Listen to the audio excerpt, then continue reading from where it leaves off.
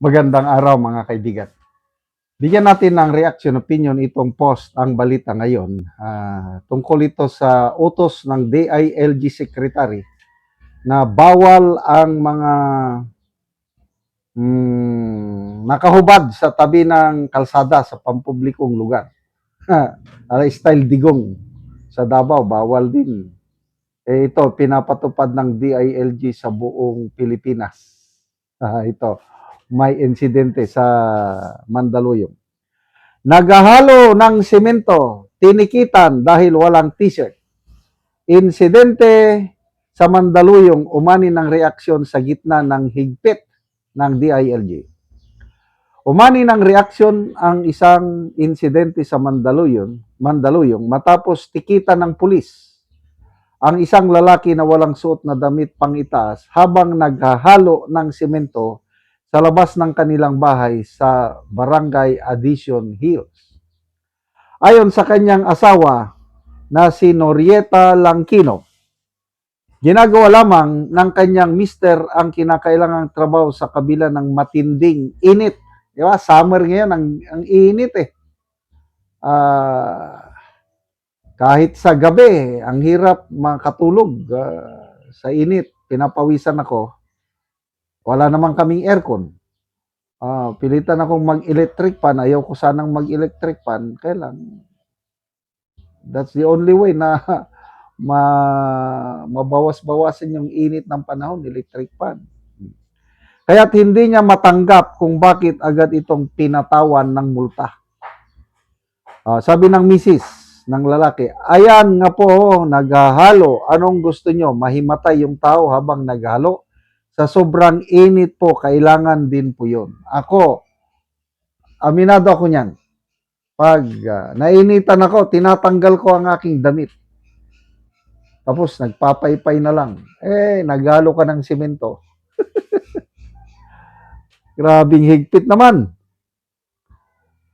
Iginit din ni Langkino na hindi sila tutol sa batas. Ngunit dapat ay malinaw at may sapat na abiso ang pagpapatupad nito, lalo na kung sa mismong gilid lamang ng kanilang tahanan naganap ang aktibidad. Nakikinig kami sa radyo, nakikinig kami sa balita, ang bawal sa kalsada lang. Hindi naman to pinaka-public na daanan. Dapat po meron talagang abiso, sabi ng asawa. Okay. Aminado rin siyang alam nila ang pagbabawal sa pagiging nakahubad sa pampublikong lugar. Ngunit binigyan din niyang iba ang konteksto ng kanilang sitwasyon. Alam po namin na bawal doon sa mga public na ganyan, pero ito lang po, sa bahay lang namin. Question din niya kung bakit agad na ticket ang ipinataw sa halip na paunang babala. Dapat po ay may abiso, first offense, second offense, o kaya may warning. Hindi po kaagad ticket.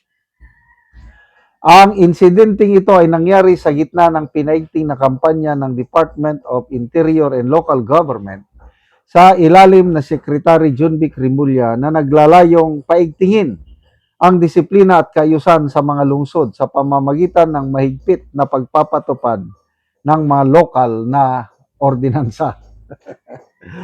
Ay, nako.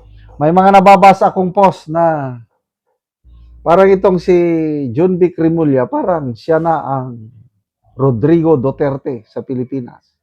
Kasi itong mga palisi niya ngayon sa DILG, ginagawa sa Davao, sinimulan ni Tate Digong hanggang kay Mayor Sara, hanggang kay Mayor Baste. Curfew.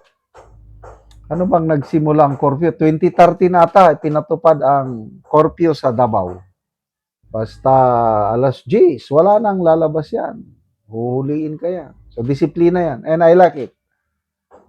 So, dito sa bagong palisiya ni Secretary Junvic, maglalagay na rin daw sila ng curfew. Ano pa? Yan nga, bawal ng nakahubad sa mga kalsada o pampublikong lugar. Matagal na yang sinimulan sa Davao. Ano pa ba? Yung video key sa gabi. Diba nakakaperhisyo yan? Matutulog ka na lang, ang iingay.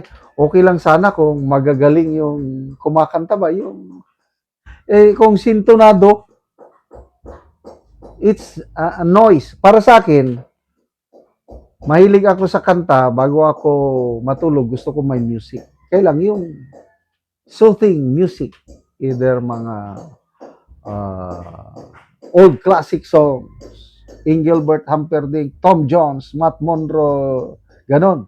Yung magandang pakinggan. Kailang yung karaoke na, ang daming sintonado. Ayan.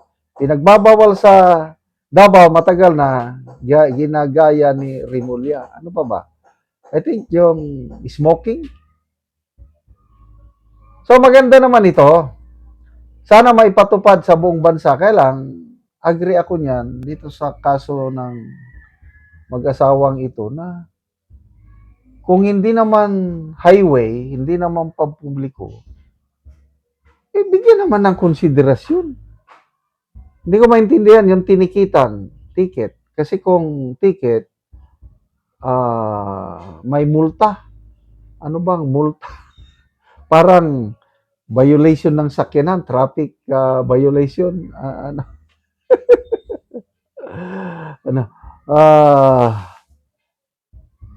Bakit ba ginagawa ito? Bakit biglang naisipan na magpatupad ng disiplina na?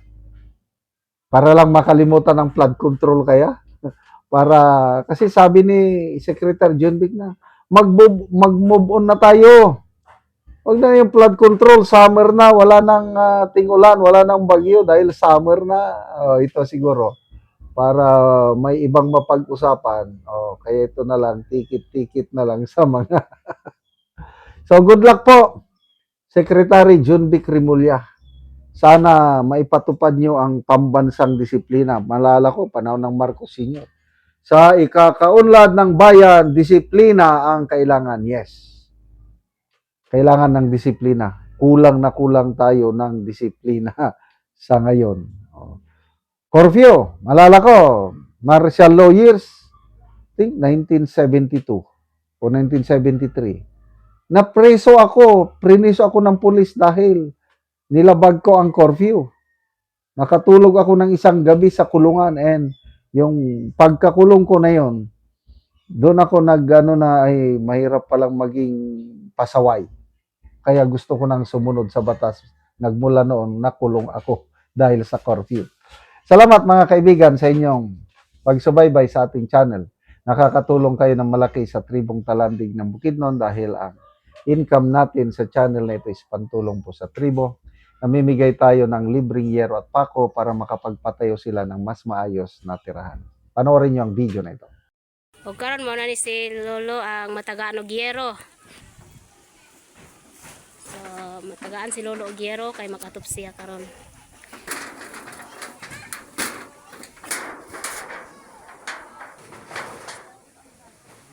So muna ang atupan ni Lolo.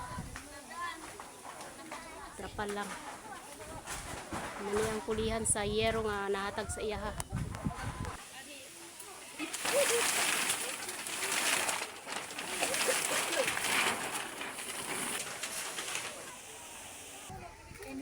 Inulit man na.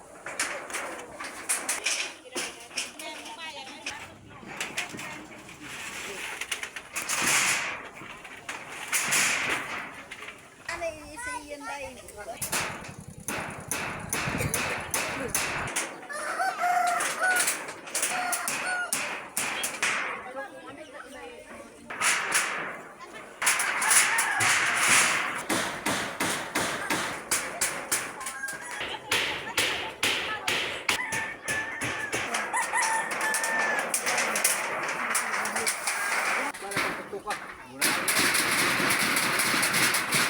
So human na gyud og atop si Lolo.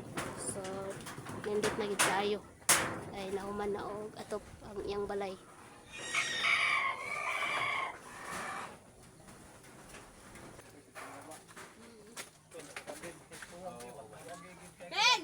Tayong pagsalamat nako sa Ginoo kay ako sinyan giatop nako nga trapal na Giatop nimo sa imong balay kay trapal lang.